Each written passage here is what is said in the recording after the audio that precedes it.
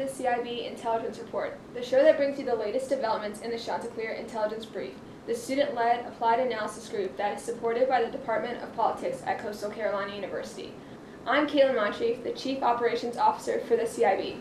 We're coming to you from the studio facilities at the Edwards College of Humanities and Fine Arts here at CCU. In our earlier shows, we featured interviews with some of our important student figures in the CIB's history, including the group's founder as well as senior officers of the CIB. We have with us today Rachel Panicella, a senior from Mullica Hill, New Jersey, majoring in communication with a minor in intelligence and national security here at Coastal. Rachel studies interpersonal communications with an interest in human intelligence. At the CIB, she focuses on the power dynamics of the Mexican drug cartels. We also have with us Matt Pauly, a senior from Glen Rock, New Jersey, who is majoring in intelligence and national security with a minor in sociology. At CIB, Matt specializes in North Korean politics and has been recognized for his hard work in the CIB, which includes receiving the Intelligence Advancement and Best Intelligence Essay Awards. I would like to first start by asking Matt, is North Korea actually going to denuclearize? Well, see, that's a great question because, obviously that's what they're promising, at least, for the time being. And I can confidently state that this is not a permanent endeavor. They're not going to permanently do away with nuclear materials, and that's evidenced by the fact that these sites where they're testing nuclear materials are becoming unstable.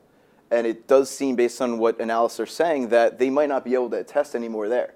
So that could be one of the reasons why Kim Jong-un is really using this time to, try to start a peace agreement with South Korea and the United States, because now he's seeing that they're kind of at a standstill with regards to their nuclear program. Now, that being said, he's very confident that this program is impactful, that they do have the potential to use nuclear arms as a deterrent. So they don't feel the need to test those nuclear missiles anymore, to test ballistic missiles anymore at this moment. So in other words, what I would highly confidently state is that there should be rocket propulsion tests in the coming months, meaning that they will try to hone their scientific capability on improving ballistic missiles, going further than what they can right now. However, it would be counterproductive at this time for North Korea to keep testing nuclear materials, but to eliminate that from their arsenal would be against what North Koreans really want. It'd be against what Kim Jong-un wants. It'd be against what North Korean officials want. And ultimately, they would feel less secure and feel less powerful than the United States. So it really is this game where North Korea would like to be just as militarily effective as the United States without having this provocation, this back-and-forth provocation that we've been seeing. Do you think that they'll attempt to globalize at all? See, that's another question because of the meeting that's going to be happening tomorrow between Kim Jong-un and the president of South Korea. So it's like the first time that a leader since the Korean War has gone to South Korea. And Moon Jae-in is very proud of the fact that he's been able to bring that meeting together. Now, the United States has made a claim that it's because of sanctions. But I would say that North Korea has done this because it's gotten to the point where it's almost like a teapot. It got too hot and it started to whistle. So North Korea realized that there's nothing else that they could do without really causing conflict. So after sensing that, they're reducing that flame. They're kind of making it, less heated up. They're trying to welcome these peace talks by softening the image of Kim Jong-un. And I do believe that moving forward, there will be, an agreement between South Korea and North Korea, and that will inevitably set up more agreements, not only between China and South Korea and North Korea, but also with, Japan, who's been a longtime rival of North Korea. So we'll see, but... Which countries, if you had to list some, do you think that North Korea would like to globalize with first? I think it matters most to look at the sanctions. If those sanctions were to be removed, North Korea would have the capability to do to trade with a bunch of countries that they're currently not able to. I think at the moment I would list China. Right now, it's not a secret that they have not been honoring resolutions that have been made. I think that if those resolutions were to be disregarded, North Korea would amp up trade significantly with China. Tanzania, Malaysia, Singapore, Philippines. Those are just a few that North Korea could really tap into their needs. and sell a bunch. And at the same time, North Korea's economy, well, at least analysts are suggesting that North Korea's economy is better than ever. So they're at a better opportunity than ever to make this kind of impact on the global markets. So. And following that question, how likely do you think conflict is to occur with North Korea and other allied countries? Again, it's not a definite, but it's very, very unlikely, and I can say that with high confidence that it will not happen, at least in this year, any kind of conflict whatsoever. And I would state that because not only with Kim Jong-un's softening his image, but it's also the North Koreans, delegation, that their entire government is really softening their image, and even how they're talking to the United States. I would never want to point at commentary from Kim Jong-un or Donald Trump and say, listen to what they're saying. It's take it as fact, because as has been seen, it's not literal. They oftentimes contradict themselves. But I do believe that this common theme has been proven by Kim Jong-un, that he will continue this pattern of trying to maintain these peaceful relations, and that would not continue with any kind of conflict or provocation. Well, thank you for that. That was very informative.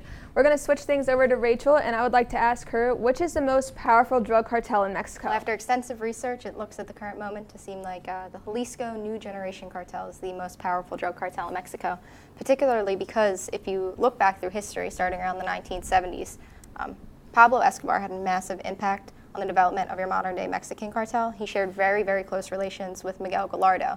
Miguel Gallardo is known as the godfather of Mexican drug cartels, and he was the chief of the Guadalajara cartel.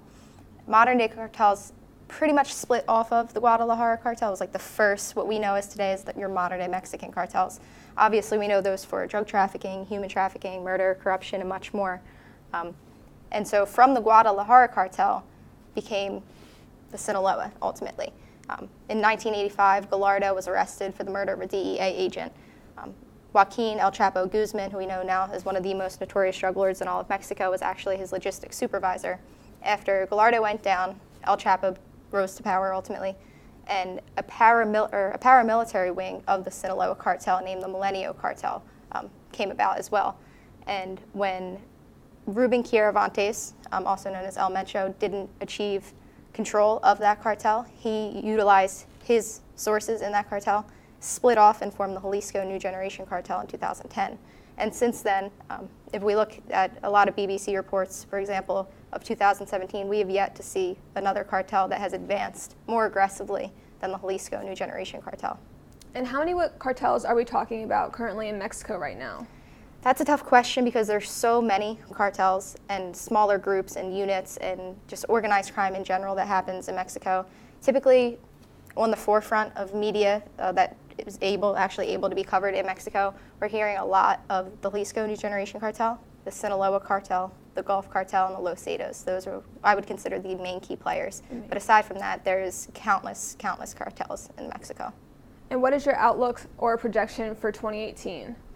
2018, I think if things continue to go forth as they've been showing from 2015 to 2017 with significant advancements of the Jalisco New Generation Cartel, I feel as though we're going to see Jalisco expand even further, particularly because as other cartels such as the Sinaloas, the Los Zetas, the Gulf, they're experiencing makeshift leadership ever since El Chapo has been arrested in 2016, internal disputes, particularly in reference to the Sinaloa cartel. Two of El Chapo's top associates, Damaso Nunez and El Mayo, they've split off, and the Sinaloa cartel has divided. Nunez actually ordered an assassination out on El Mayo. So as we see these other cartels fight within each other, this gives the Jalisco New Generation cartel an opportunity to move forward. Particularly, their only fight at the current moment seems to be with law enforcement. In 2015, after Operation Jalisco, the Jalisco New Generation cartel actually declared war on law enforcement. So as this time comes about that other cartels are ultimately self-destroying themselves, the Jalisco New Generation cartel is continuing to expand territorially, financially, in just every aspect of the cartel seems to be gaining strength going forward. And I know that your topic is strictly for Mexico, but do these cartels expand outside of the Mexican border? Absolutely, they do. A recent report came out that the Jalisco New Generation cartel is active in North America, South America, Asia, Europe, and Australia. particularly in the United States, there are currently 46 active Jalisco New Generation Cartel cells that have been discovered by the DEA. And as you look at news reports, particularly just south of the border, things have increased, the tensions have extremely heightened, particularly in reference to 4 tactical SUVs were found 40 miles south of the Texas border in March, packed with IEDs, handmade AK-47s, things of that nature. And we believe it was to be the Jalisco New Generation Cartel that has seemed to advance towards the border. And aside from them, the Gulf Cartel has actually split into 2 different factions. And a lot of their cartel violence spills over into the citizens because they're fighting amongst themselves, they're fighting in neighborhoods, and we see that kind of violence spill over into the border states, and it's slowly but surely approaching our nation. And why would you say that this is important for the United States to care about? It's important because the presence is there, and while we may not feel as though the major Mexican cartels affect us, we see this influence in gangs like the Bloods, the Crips, MS-13, Latin Kings. That's where a lot of this influence is coming from, and especially because Mexican cartels are pushing nearly 93% of the drugs that are in the United States, and as President Donald Trump recently addressed, the opioid epidemic is occurring as well. And of course they have a role in that.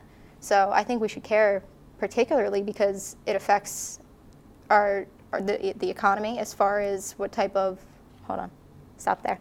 I think we should care particularly because, as Donald Trump said, it's an epidemic.